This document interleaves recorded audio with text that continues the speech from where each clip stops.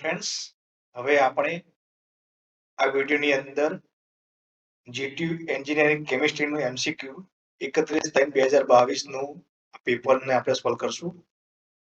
જો મિત્રો, આપણી આ ચેનલની અંદર બીજી એક વેબસાઇટ છે, બરાબર, પ્રેક્ટિસ કરવા માટેની. તમારે એમસીક્યુની પ્રેક્ટિસ કરવી હોય તો તમે કરી શકો છો, બરાબર. એની પણ વેબસાઇટની લિંક આ વિડીયોની અંદર હું મૂકી દઈશ, જેનાથી તમે વારંવાર પ્રેક્ટિસ કરી શકો છો. જેથી કરીને વારંવાર વિડીયો જોવો કદાચ ના પણ ગમતો હોય તો તમે મોબાઈલની અંદર, લેપટોપની અંદર, ડેસ્કટોપની અંદર, પીસીની અંદર, ટેબ્લેટની અંદર, બરાબર છે, એની અંદર તમે ક્વિઝ તરીકે એમસીક્યુ સોલ્વ કરી શકો છો. તો આપણે હવે ચાલુ કરીએ ક્વિઝ, બરાબર. તો ક્વિઝ રમી એ જોજો. જીટીયુ એન્જિનિયરિંગ કેમિસ્ટ્રી એમસીક્યુ 31/3/2022, બરાબર છે. આ ક્વિઝ ફોર્મેટમાં છે. Start. The corrosion of metal is more in ખાલી જગ્યા. ધાતુનું સારણ ખાલી જગ્યામાં સૌથી વધારે થાય છે. એ ઓપ્શન તમે જોઈ શકો છો. તો આપણે એક ઓપ્શન ટીક કરીએ, એસિડિક માધ્યમમાં. Okay, next. મેટલ undergoes ખાલી જગ્યા in the process of corrosion. સારણની પ્રક્રિયામાં ધાતુનું શું થાય છે? તો ઓક્સિડેશન થાય છે. તો નેક્સ્ટ. હાઇડ્રોનિયમ H3O+ આયનની સાંદ્રતા ધરાવતા જાલીય દ્રાવણની pH શોધો. બરાબર છે, તો 3 આવશે. નેક્સ્ટ. વિદ્યુત વિભાજનની વાહકતા ઉપર કયા પરિબળો અસર કરે છે? તો સાઇઝ ઓફ આયનનું કદ. 1 faraday equal to coulomb. 1 faraday એટલે કેટલા કુલમ? તો 96,500. નીચે આપેલા દ્રાવણના મિશ્રણમાંથી કયું એસિડિક બફર દ્રાવણ છે? તો CH3COOH પ્લસ NH4OH. એનોડ ઉપર કઈ પ્રક્રિયા થાય છે? તો ઓક્સિડેશનની પ્રક્રિયા થાય છે. પ્રમાણિત હાઇડ્રોજનનું ધ્રુવનું ઇલેક્ટ્રોન પોટેન્શિયલ કેટલું હશે? તો 0.01 હશે.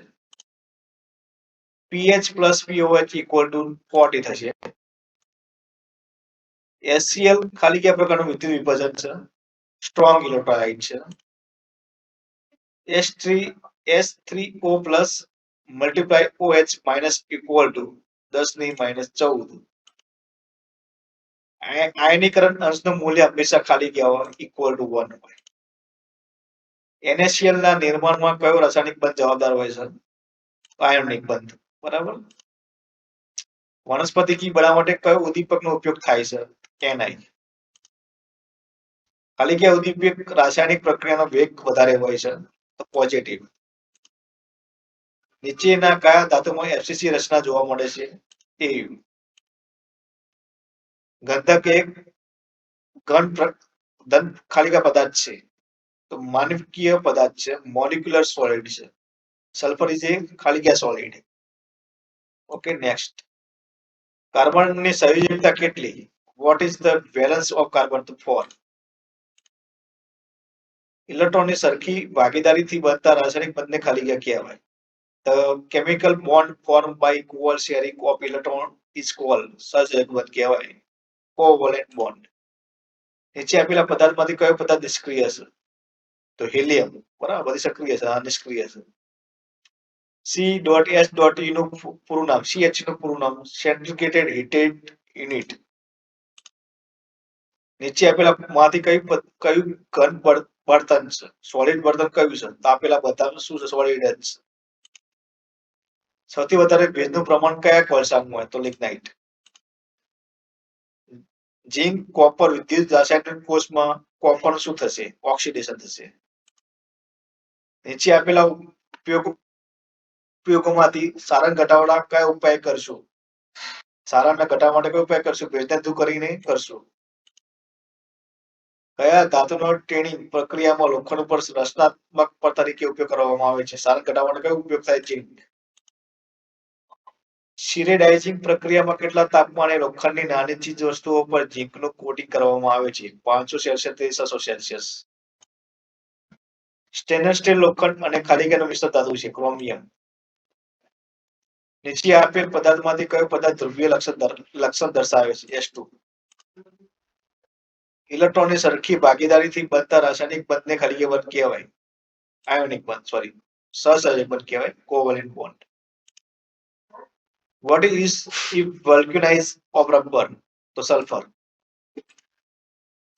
Which polymer can be remolded on heating? The thermoplastic. Which one is a copolymer? Nylon. CH2 equal to CH2 monomer is known as ethylene. The temperature at which the lubricant can no longer follow is called its pour point. Which of the following are additives of lubrications? Okay, સારણ, sorry, આપેલા બધા જ બરાબર. Okay, આ question એને આપેલા બધા જ. The milligram of KOH required to make 1 gram oil into soap is called. તો પહેલું આવશે સમૂહકરણ. તો Stephani-Fixer number. Which instrument is to find viscosity of lubrication? Redwood viscometer. The unit of viscosity is એકતા એકમ પોઈસ. Greece ખાલી ગયા પ્રકારનો સ્નેહક છે. Grease is example of lubricant semi solid. નીચે આપેલમાંથી કયું ઘન સ્નેહક છે? Which of the following is a solid lubricant?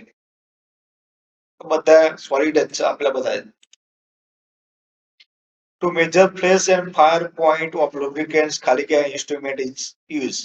સ્નેહકનો ભડકા બિંદુ અને આગામી બિંદુ માપવા માટે ખાલી ગયા સાધનનો ઉપયોગ થાય. તો સ્પેન્સ્કિસ માર્ટિનનો યુઝ થાય.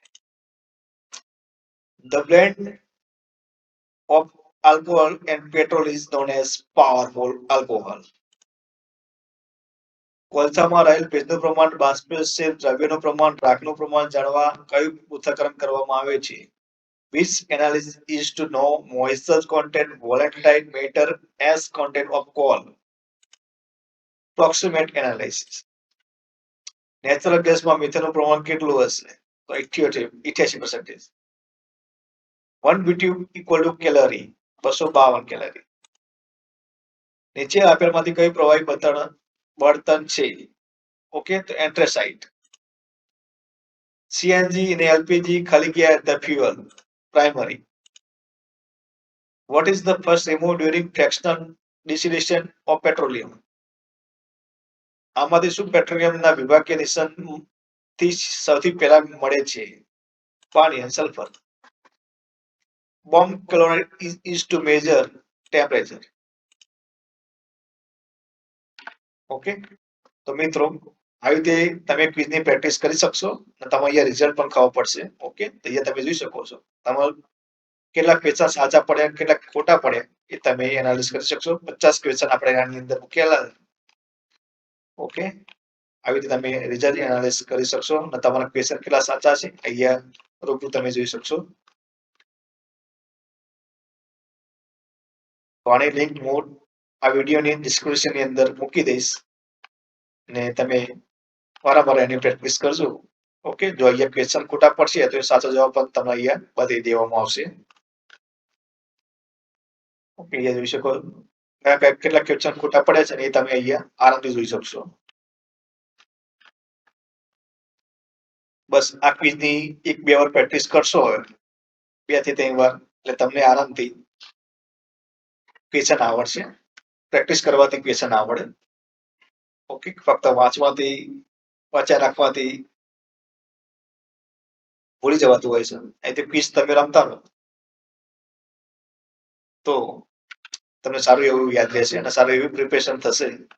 તો ક્વિઝ હતી જીટીયુ એન્જિનિયરિંગ કેમિસ્ટ્રીની, રિવર્સ પેપર હતું.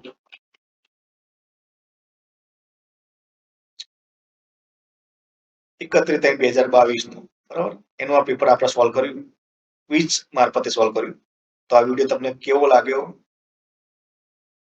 જો વિડીયો તમને યોગ્ય લાગ્યો હોય તો લાઈક કરો, શેર કરો, સબસ્ક્રાઇબ કરો, તમારા ફ્રેન્ડની સર્કલની અંદર શેર કરો.